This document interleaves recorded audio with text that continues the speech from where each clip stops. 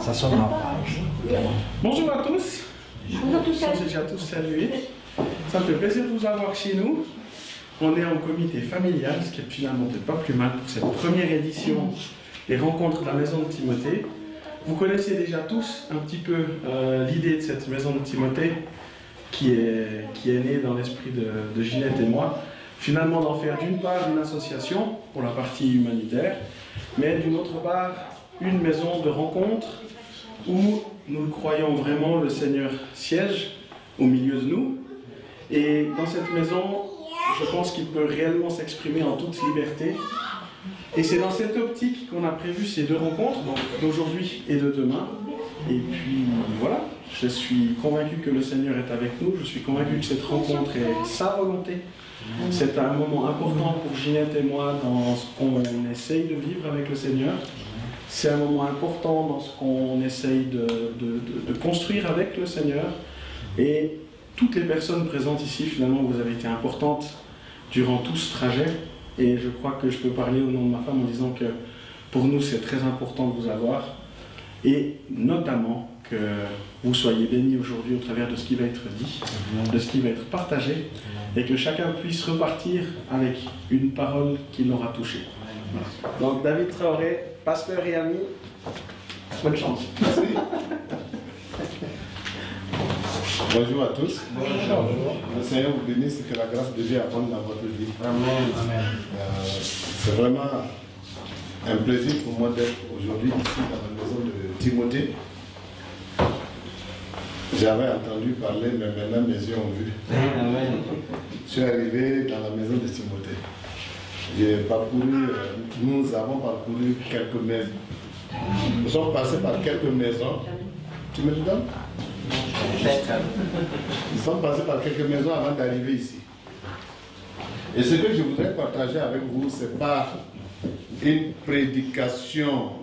Prédication, comme vous le savez, on va prendre des versets, on va donner l'exégèse de ces versets, situer le contexte historique et tout ça. Je voudrais simplement que nous fassions ensemble une balade dans la parole de Dieu, que nous puissions parcourir certains versets, nous pencher là-dessus et voir quelles sont les dispositions que Dieu tient à notre égard par rapport à ce qu'il dit. Mais permettez-moi de commencer par ceci, que nous réfléchissions un peu. Je vais vous demander de réfléchir avec moi sur la conception de la voiture. Est-ce que, selon vous, le concepteur de la voiture a fini de la fabriquer, ensuite chercher à quoi elle va servir?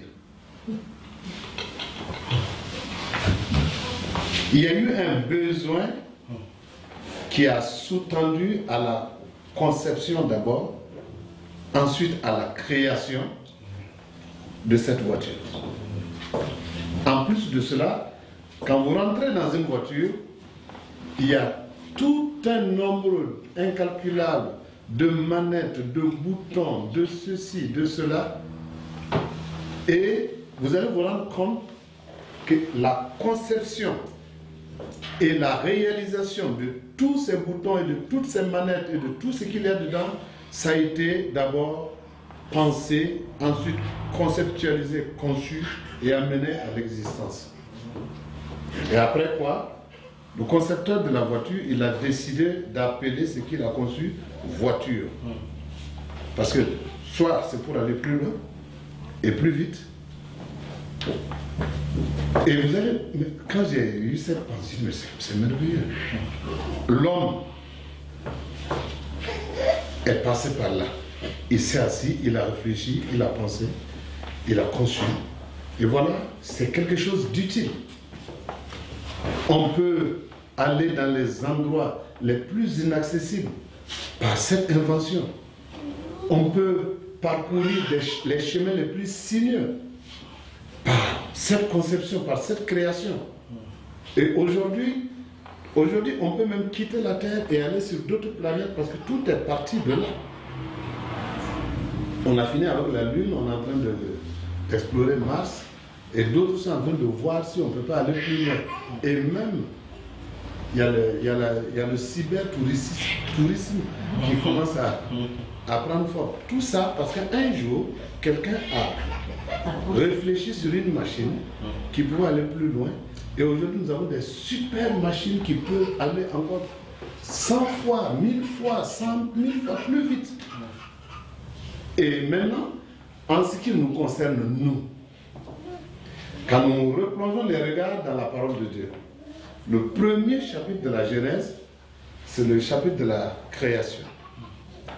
Là où la création commence. Tout ce qui a été créé premièrement, Dieu l'a fait par la parole.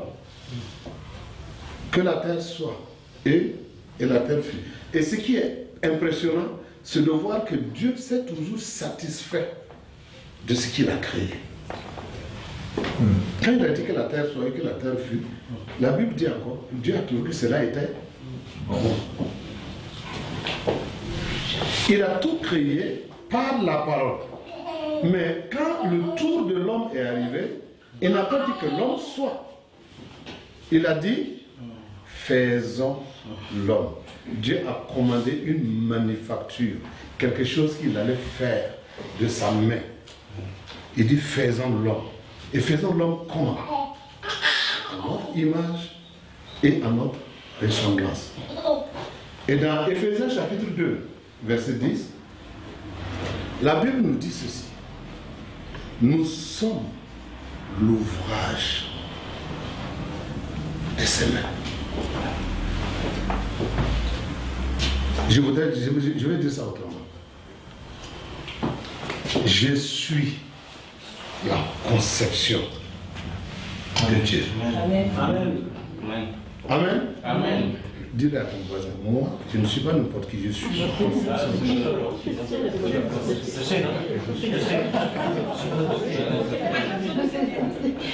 Je suis pas d'accord. Je suis pas d'accord. Nous allons lire ce verset. Éphésiens 2. Nous allons commencer par Éphésiens 2, 10. Nous sommes son ouvrage, ayant été créés en Jésus-Christ pour de bonnes œuvres que Dieu a préparées d'avance afin que nous les pratiquions. Nous sommes l'ouvrage de Dieu. Donc toi et moi, ça veut dire que Dieu s'est assis. Je ne parle pas du Dieu des églises, je ne parle pas du Dieu dénominationnel, je ne parle pas du Dieu confessionnel, je parle du Dieu qui a créé la terre et les cieux.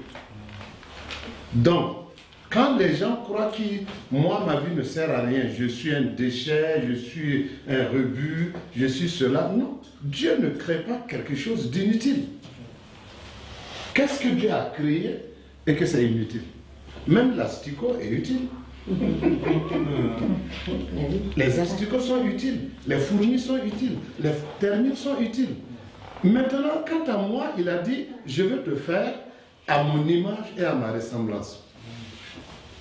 Or, dans la création, je ne vois pas ce qui est l'image ou la ressemblance de Dieu. Un serviteur a vu un jour un serviteur de Dieu qui est parti pour passer ses vacances en Afrique. Il était omnibulé par l'éléphant, sa taille, sa force, sa masse. Il a regardé, il dit, oh Dieu, tu es fort, tu es formidable. Et en même temps, il y a un léopard qui vient passer devant lui en vitesse. Il regarde, il dit, où? Le léopard, qu'il est rapide, regarde, comment on appelle ça? L'élégance, l'allégresse avec laquelle il avance. Et il était là, il voyait l'animal qui se déployait à une vitesse incroyable. Il dit, oh Dieu, tu es vraiment formidable. Et pendant qu'il était là assis, il entend un lion rugir. Quand il a entendu le lion rugir, les oiseaux se sont envolés. Il y a beaucoup de bêtes qui ont pu se cacher. Il dit, ah là, il y a de l'autorité. Il y a de l'autorité ici. Et en rentrant, chemin faisant, en rentrant chez lui, il dit, mais Dieu, tu as donné cette force à l'éléphant, cette autorité au lion, cette agilité au léopard. Mais moi, qu'est-ce que tu m'as donné à moi? J'ai dit non. Tu as un cerveau. Toi, tu peux réfléchir comme moi. Donc, être l'ouvrage de Dieu. Amen. Être donc l'ouvrage de Dieu, ce n'est pas être une pièce parmi tant d'autres, mais c'est une pièce unique. Une pièce unique. Parce que dans toute la création, tu ne trouveras pas deux comme toi. Tu ne trouveras pas deux comme toi. Mais cette pièce unique est destinée à quelque chose. Parce que la Bible dit, nous sommes son ouvrage et nous avons été créés. Donc, toi et moi, c'est vrai, nous sommes nés, mais Dieu ne s'est pas satisfait seulement de notre naissance biologique. Il a trouvé le moyen de nous recréer. Et j'ai vu cela quand il parlait d'Israël dans les écrits d'Ésaïe. En parlant d'un même pays, il dit « Ô Jacob, que j'ai créé ». Et en parlant de Jacob, il dit « Ô Israël, que j'ai formé ». C'est le même pays, c'est le même peuple, la même culture, la même langue qu'il a créé. Maintenant, il dit « Tu es toujours ce peuple-là, mais à ce peuple-là, moi, Dieu, je donne une forme ». Donc, nous sommes nés, toi et moi. Nous avons un lieu de naissance, nous avons un extrait de naissance, nous avons une date de naissance, mais Dieu ne s'est pas satisfait seulement de nous pousser, mettre à l'existence et puis nous donner, non. Il nous a donné une forme, il nous a formés pour quelque chose. Et la Bible dit, nous avons été donc créés en Jésus-Christ. Alors, cette nouvelle dimension dans laquelle Dieu nous crée, Dieu, nous sommes nés, mais Dieu nous crée maintenant dans une autre dimension. Et cette dimension, c'est laquelle? C'est la dimension du Fils de son amour. Pour que toi et moi, nous soyons identifiés à ce Fils de son amour, nom dans lequel il a décidé non seulement de réunir toutes choses, mais c'est le seul nom aussi dans lequel par lequel Dieu écoute et exauce les prières. Donc toi et moi, les chrétiens que nous sommes, je veux dire, le chrétien que tu es, tu n'es pas un chrétien, comment dirais-je, tu n'es pas un chrétien bas de gamme. Parce que l'œuvre du Christ n'est pas une œuvre bas de gamme. C'est une œuvre qui a influencé tout l'univers. Et c'est dans cette dimension que Dieu t'a créé. Donc Dieu te crée dans une dimension où toi, là où tu es et là où tu vis, tu peux influencer l'univers entier. Amen. Mais est-ce que c'est ainsi que tu te vois? Est-ce que c'est ainsi que tu te vois? Est-ce que tu ne te limites pas à tes ressentiments? Est-ce que tu ne te limites pas à ce que le commun des hommes peut ressentir? Est-ce que tu ne te limites pas, tu ne te limites pas dans les schémas que tu as créés autour de toi?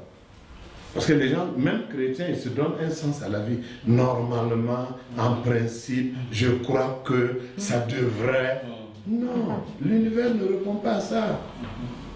Non. L'univers, les mathématiciens savent. Quand on quitte les probabilités, on rentre dans quoi? On rentre maintenant dans le truc de l'espace. C'est le calcul maintenant qui nous amène de la Terre à l'espace. Mais si les gens devaient rester dans les choses qui peuvent comprendre tout ce qui est cartésien, on n'allait jamais arriver sur la Lune. On n'allait jamais arriver. Donc en Jésus, c'est là où les choses sont illimitées. La Bible dit, il nous a créés maintenant en Jésus pour des œuvres bonnes. Il y a une version de français courant qui dit pour des œuvres riches. Quand tu vois aujourd'hui des chrétiens qui courent, qui cherchent comment devenir riche, comment devenir important, comment devenir élevé, comment devenir ceci, ils veulent se donner une image. Or, la porte simple s'appelle Jésus. Tu ouvres cette porte, tu rentres dans des œuvres et que la parole de Dieu qualifie d'œuvres riches. Et ici, dans la version de lui, c'est bon que nous avons, la version Scofield que je tiens, il dit pour des bonnes œuvres. Des œuvres qui sont bonnes, qui ne sont pas forcément ce que la moralité de l'homme peut comprendre ou accepter, mais des œuvres qui touchent au cœur de Dieu. C'est des œuvres qui touchent au cœur de Dieu. Parce que ce qui touche au cœur de Dieu est scandale parfois pour les humains. Quand ce petit garçon est venu, il a remis ses trois pains, ses deux poissons. C'est scandaleux de prendre ça. Parce que selon la législation romaine, c'était le paquet minimum que les Romains donnaient aux indigents. Les enfants, les familles qui n'avaient plus à manger, qui étaient vraiment des familles indigentes, on leur donnait 3 pains et 2 poissons pour la ration de la semaine. Et quand cet enfant a amené ça, et qu'ils sont allés le trouver, eux-mêmes, ils ont minimisé, ils ont dit, mais qu'est-ce que ça peut faire? Parce qu'une ration de survie pour tout un peuple, quand même, ça ne peut rien faire. C'est là la dimension divine peut intervenir, doit intervenir maintenant. Jésus prend ça. La Bible n'a pas dit, il a intercédé et ça s'est multiplié. Il n'a pas dit, bao de verre, ou bien ceci, cela, non. Il a simplement pris, il a levé les yeux vers le ciel, il a rendu grâce. Même en ce moment, il y avait toujours 3 pains et 2 poissons. Quand il a reposé, c'était toujours 3 pains et 2 poissons. Quand il a dit maintenant de partager, qu'ils ont commencé à partager et ça ne finissait pas. C'est dans cette dimension, mon frère, que Dieu t'introduit. La dimension de l'abondance et la dimension de tout ce qui est illimité. Dieu nous a formés pour ces œuvres-là en Jésus. Avec peu de choses, nous ferons de grandes choses. Amen. Avec peu de choses, nous ferons de grandes choses. Avec un petit nombre, nous allons faire de grandes choses. Et c'est pour ça, moi je me conforte toujours quand je suis dans un petit commencement. Je suis tellement content parce que je sais en qui j'ai cru. Je sais qui il est et je sais de quoi il est capable. Je le sais, je l'ai vu. C'est pas une fois, c'est pas 2 fois. Donc, par conséquent, si nous plongeons nos regards dans le regard du Seigneur, nous verrons ce qu'il voit. Mais sommes-nous encore d'accord de plonger nos regards dans ces regards à lui? Parce que quand il regarde, au-delà de la personne, au-delà de ta capacité, au-delà du pouvoir que tu peux avoir, il y a la perspective divine qu'il a envisagée en Jésus. Et c'est ça qu'il voit. Voilà pourquoi, du début jusqu'à la fin de la Bible ne cesse de nous encourager, de nous exhorter à nous identifier à Dieu. À nous identifier. Et Dieu n'a jamais, écoute, ce qu'il nous a donné de faire. Il sait qu'au ciel il y a Michael, l'archange. Il sait qu'au ciel il y a l'archange, Gabriel. Il sait qu'au ciel il y a des séraphins. Il y a une foultitude d'anges. Mais Dieu n'a jamais, au plus grand jamais, dit à un seul ange, va porter la bonne nouvelle. Va imposer les mains aux malades. Va annoncer l'évangile. Va parler aux indigents. Il n'a jamais dit ça à un ange. Même pour faire venir Jésus, il n'a pas cherché le souverain sacrificateur. Il n'a pas cherché le prophète du moment. Il n'a pas cherché qui était quoi dans le... Non. Il a cherché une personne simple, comme toi et moi. Une personne simple, comme toi et moi. D'où nous vient-il l'idée de croire que nous ne sommes pas assez pour être vus du Seigneur, pour être acceptés du Seigneur, pour que le Seigneur... Non. Excusez-moi, Dieu s'en fout Amen. Il s'en fout de tout ça. Parce que ça ne rentre pas dans sa façon de faire. Et regardez comment il a appelé ses disciples. Ah, Justin, viens, suis-moi. Toi, laisse ce que tu fais, viens. Il les a appelés comme ça. C'est des personnes simples. Ce n'est pas des gens qui sont venus avec un DEA en économie, un truc en ceci. Non. Le plus haut degré de connaissance que Pierre avait, c'était de jeter un filet d'homme. C'est tout ce qu'il savait faire. Aujourd'hui, vous voyez, on a des théologiens qui ont fait des réflexions sur 1 Pierre, 2 Pierre, et ils vendent des tomes et des tomes. Ils ont de l'argent. Ils s'achètent des Cadillacs, ils s'achètent des maisons au bord des lacs, ils s'achètent, ils font ceci, ils font cela. Ils n'ont pas honte d'exploiter les récits d'un analphabète pour s'enrichir. Ils devraient avoir honte à ça. Mais quant à nous, il y a des œuvres bonnes. Que quelqu'un dise avec moi des œuvres bonnes. Il y a des œuvres bonnes que Dieu a préparées d'avance. Donc avant que toi tu ne sois né, ce que tu devrais faire, accomplir, réaliser sur cette terre-là, le paquet était déjà prêt. Il dit à Jérémie, avant que tu ne sois dans le ventre de ta mère, je te connaissais. Et avant que tu ne sortes de ce sein-là, moi Dieu, je t'avais déjà établi. Établi, il dit, je t'ai établi. Ça me renvoie à cette image. Quand Martin parlait de nominations, quand il y a des nominations, chez nous, il y a des nominations des hauts commissaires, des gouverneurs. Quand au conseil de ministre, on dit que tu es nommé, il y a le ministre qui vient pour t'établir dans tes fonctions. Et ce jour, c'est une grande rencontre.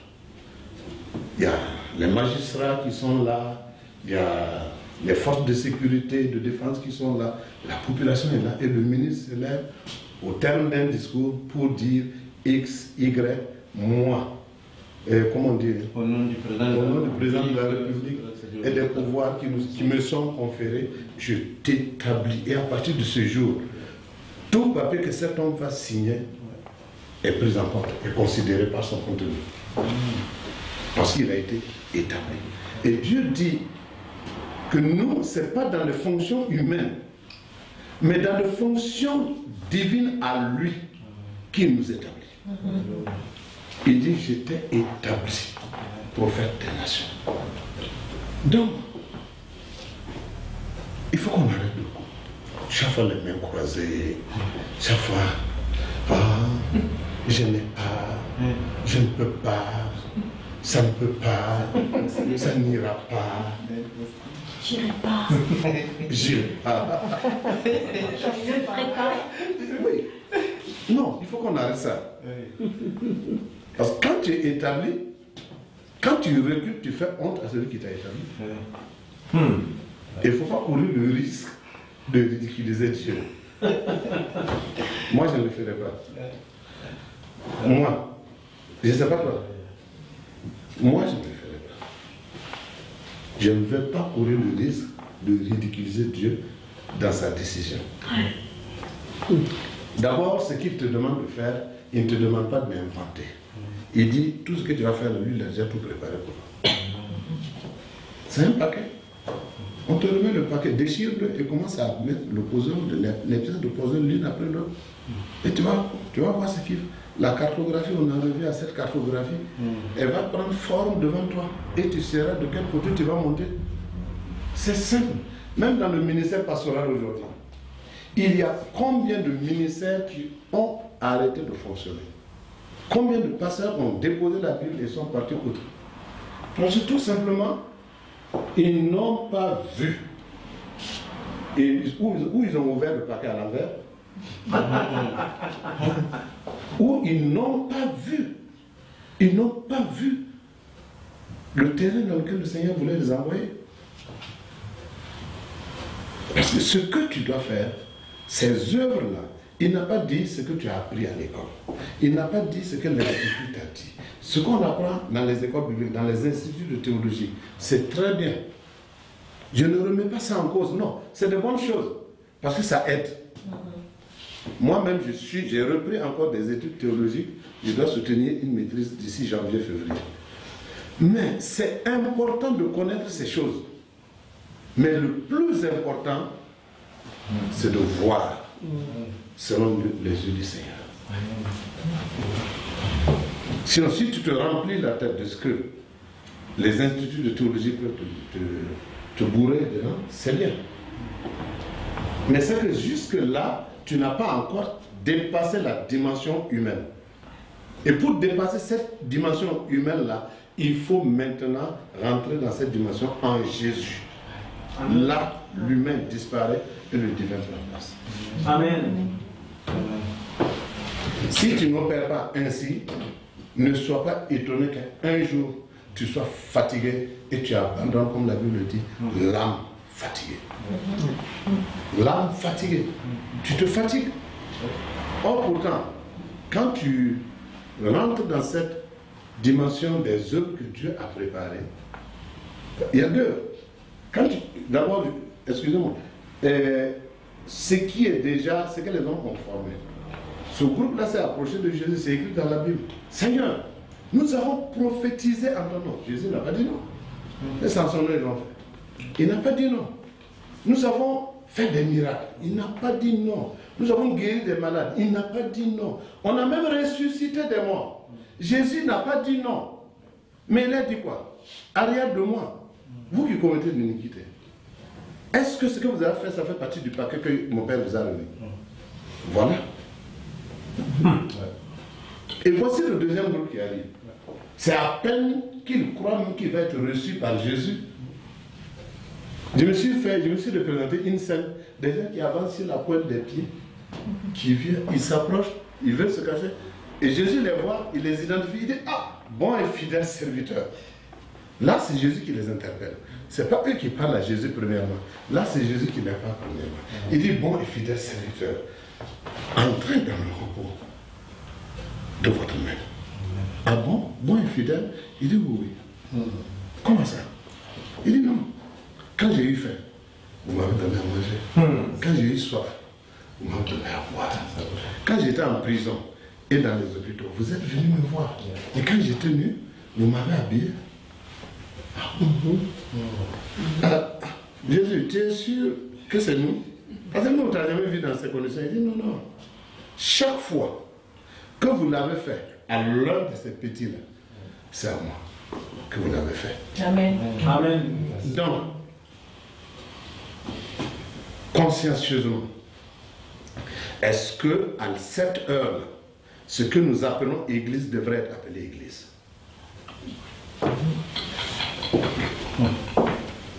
Est-ce que ce que nous appelons l'œuvre de Dieu aujourd'hui, à cette heure-là, est-ce que nous devions l'appeler œuvre de Dieu?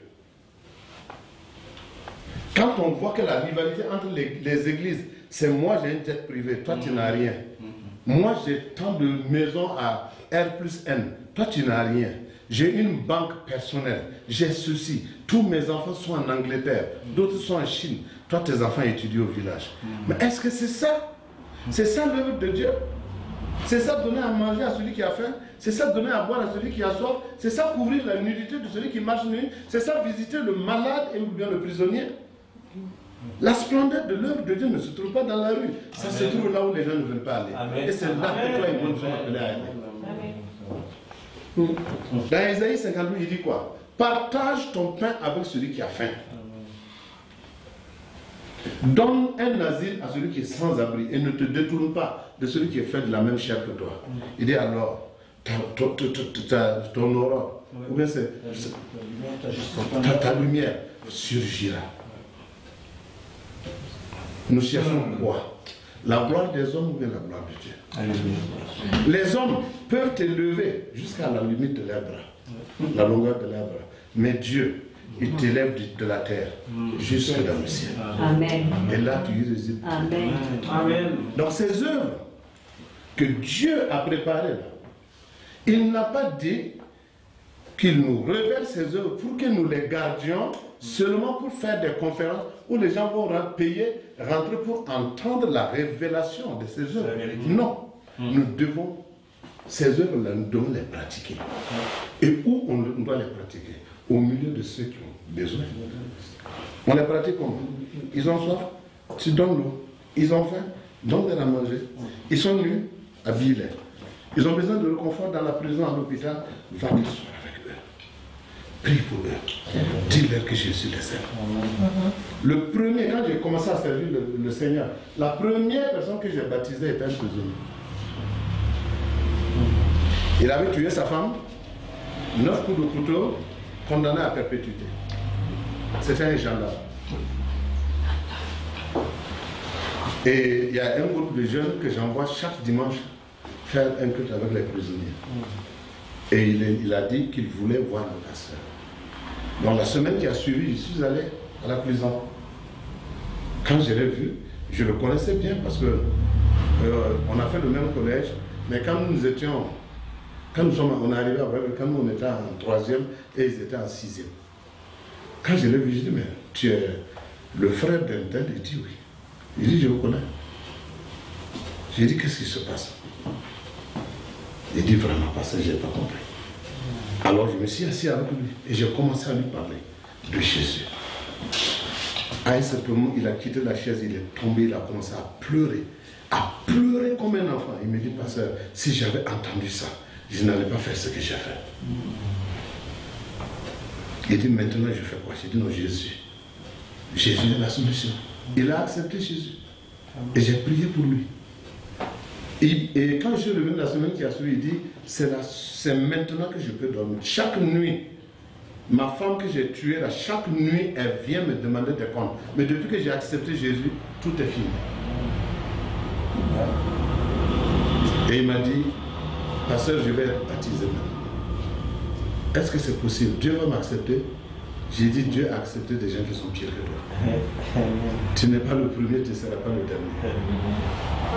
Et je suis allé voir le régisseur de la prison, nous nous sommes entendus. Il y avait un bassin où ils mettent l'eau pour arroser le potager de la prison. Ils ont rempli le bassin d'eau. Je suis venu un dimanche après la Pâque et je l'ai baptisé. Quand je l'ai plongé dans l'eau, je l'ai sorti. Il est sorti, il a fait ça. Il dit, pasteur, maintenant je suis prêt. Et le lendemain, il est mort. Oui, maintenant je suis prêt. Ces œuvres bonnes, Dieu les a préparées pour que nous les pratiquions. Bien. Dis-moi, tu es prêt?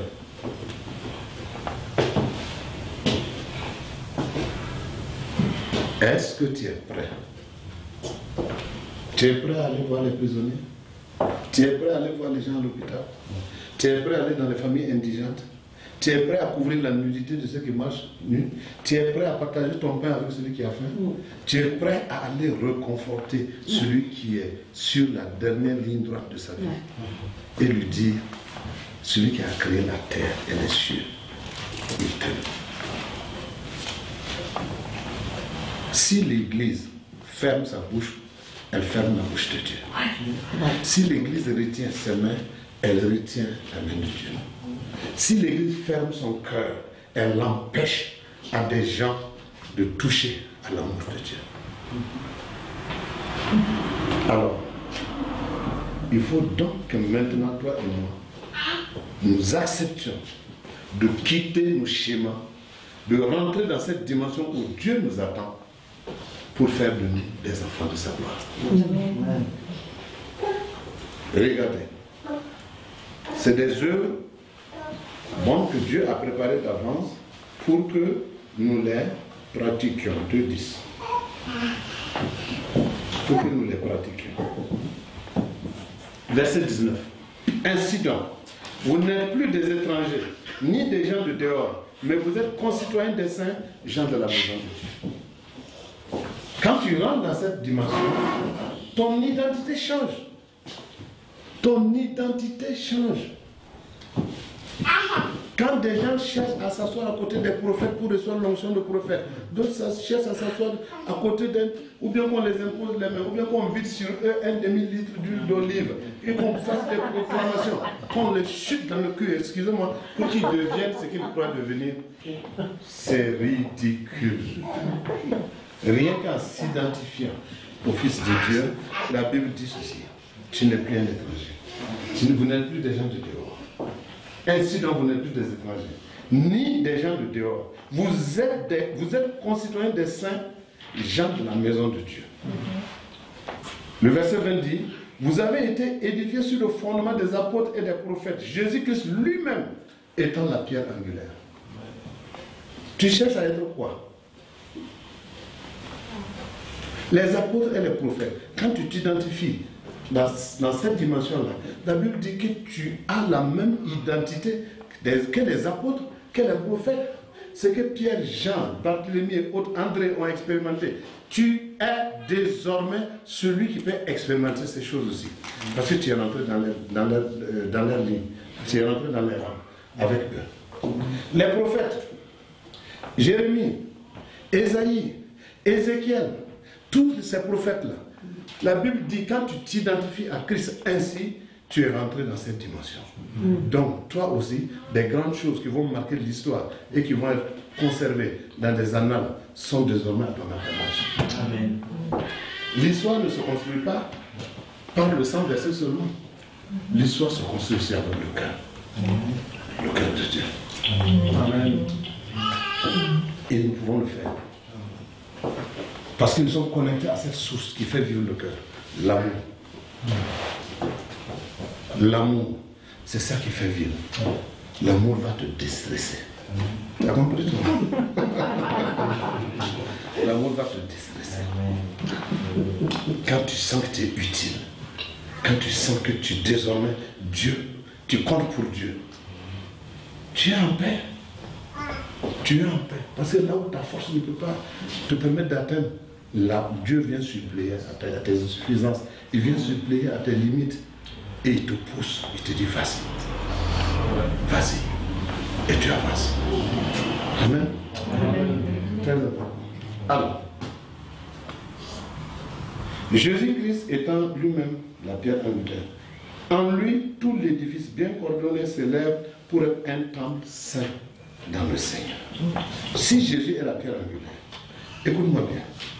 Ça veut dire que l'œuvre que Jésus est venu fonder et dont lui-même il se porte pierre angulaire, là, tu as ta place dans cet édifice. Donc pour dire quoi?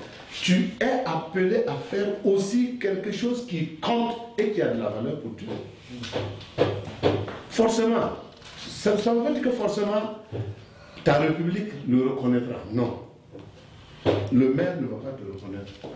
Ni le gouverneur, ni toutes ces personnes importantes. Mais quand tu es fondé dans cet édifice, tu rentres, c'est comme un mur. Il y a plusieurs parpaings. Il y a des saints parpaings, il y a des saints, tout ça qui sont dedans. Alors, s'il n'y a pas ce parpaing qui occupe cet espace-là, celui d'ici n'allait pas pouvoir se poser. Nous ne parlons pas du reste de l'édifice. Mais quand tu prends ta place et tu joues pleinement ton rôle, tu participes à une œuvre grande. Tu participes à une œuvre grande. On ne va pas parler de toi dans les journaux, certainement pas. On ne va pas parler de toi à la télé, certainement pas. Mais au ciel, on parlera de toi. Amen. Amen. Au ciel, on parlera de toi. Et toutes les générations, ce serait la Bible dit, les générations même après toi diront que tu es heureux. Pourquoi? Parce que tu es rentré dans une dimension où tout est glorieux. L'humain produit l'humain, le divin produit le divin. Amen. Alléluia. Amen. En lui, toute l'éducation, l'édifice bien coordonné s'élève pour être un temple saint pour Dieu. En lui, vous êtes aussi édifiés pour être une habitation de Dieu en esprit. La plénitude de Dieu, c'est ce qui amène l'homme à faire, à réaliser ce que l'œil n'a jamais vu et ce que l'oreille n'a jamais entendu et ce qui n'est jamais monté au cœur de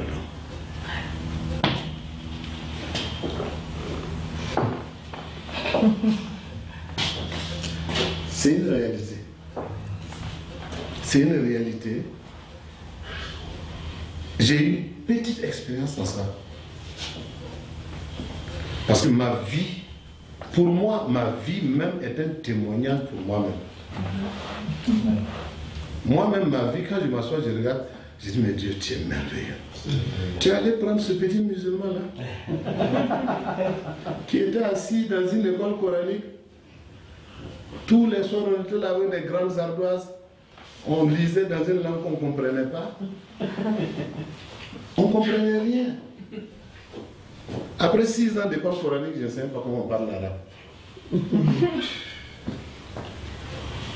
Et un jour, quelqu'un me dit, non, tu as été à l'école coranique? J'ai dit oui. Et aujourd'hui, tu abandonnes, tu dis que tu es chrétien? J'ai dit oui. Tu dis moi non? J'ai dit oui. Il dit oui. J'ai dit voilà, c'est moi j'étais, je ne suis plus. Je n'ai pas la prétention d'être un érudit du Coran, ni de l'islam. Mais ce que je peux dire que je connais véritablement, c'est l'amour de Dieu en Jésus.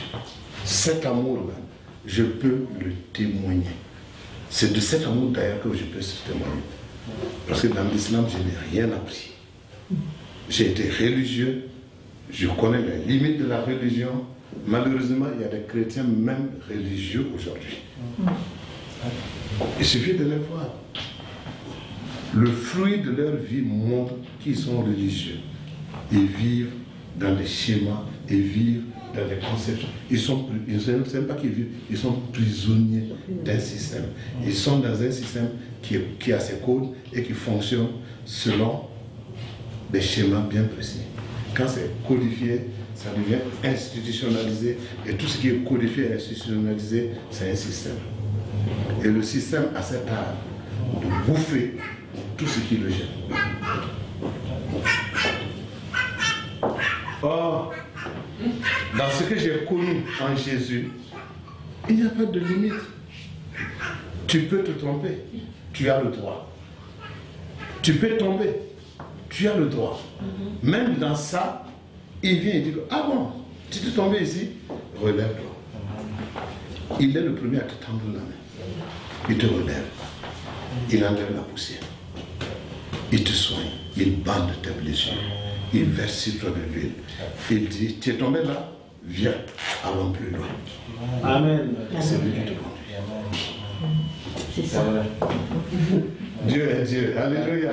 Amen. Dieu est Dieu. Et il a préparé tout ça pour que nous les pratiquions. On pratique de diverses manières. Quand j'ai rencontré le Seigneur, j'avais vraiment à cœur de faire ce qu'il dit dans sa parole. Mais comment le faire? On m'a dit, il faut aller à l'école biblique, il faut aller dans une église, il faut faire ceci, il faut faire cela. Je suis allé dans une église, je n'ai pas pu m'asseoir. Et j'avais envie de servir le Seigneur. J'ai commencé à évangéliser. Je ne savais pas si c'est ça qu'on appelle évangéliser. Puisque dans le village où j'étais, c'était à 99,99% d'analphabètes. Donc je les donne à boire. Quand ils ont bien vu, je dis, attendez, je prenais la Bible, j'ouvrais n'importe où. Je lisais un passage à des gens qui ne comprennent même pas français. Et je leur demandais, vous avez compris? Poliment, ils me disaient oui. Je leur dis, ok, bonne journée, que Dieu vous bénisse, à la semaine prochaine. Et ils partaient. Et j'étais content. Moi, j'étais content de l'avoir fait. J'étais vraiment content. Et je faisais comme ça. Jusqu'à quand j'ai eu la soif vraiment de servir le Seigneur, j'étais dans un endroit reculé, là où présentement les djihadistes qu'on a chassés du Niger, ils tentent de se réfugier à la Tapo à Depaga. J'étais là-bas avec mon épouse et nous sommes restés 6 ans sans église. 6 ans pendant lesquels on ne lisait que le magazine Vie Complète. 6 ans. Je connaissais le nom de Jean-Pierre Sordet, Jean-Louis Jaillet.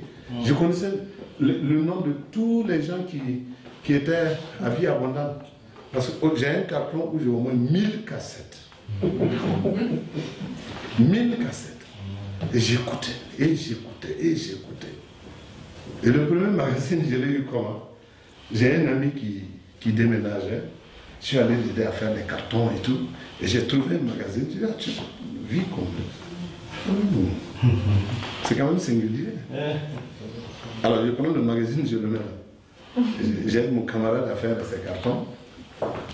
Et après, je lui ai demandé, je peux garder ce journal? Il dit oui, oui. Et arrivé, j'ai commencé à lire. Bon, j'ai dit, mais lui, il connaît l'Afrique. Il avait un langage quand même assez africain. Et bon, des choses. Alors, j'ai souligné, j'ai encadré, j'ai pris des notes et tout. Et pendant 6 ans, on n'avait pas d'église. Voilà, c'était là, notre journal chrétien, notre Bible. Et on lisait. Et là, jusqu'au jour où je l'ai écrit, je l'ai écrit. 94.